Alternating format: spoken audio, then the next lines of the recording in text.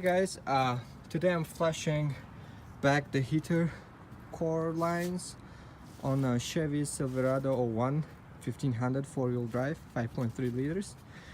So I watch lots of YouTube videos and they're saying that you need to have like two hoses, but I think you just need the one hose, this one, to get all the dirt out.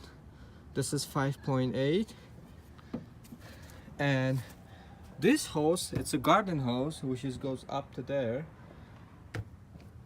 So I just put it like that, and I put like plastic back there. I mean, you're gonna have little bit leaks, but it's not gonna be crazy. So you don't have to spend that much money. I mean, it's not that expensive, the hose, but like still, one hose is enough.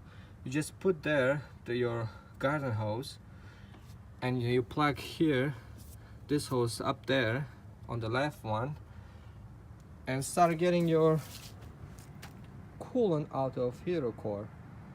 So this is called Tajik way, when you don't want to do lots of small details, that you can do with one hose everything, or with one thing couple things.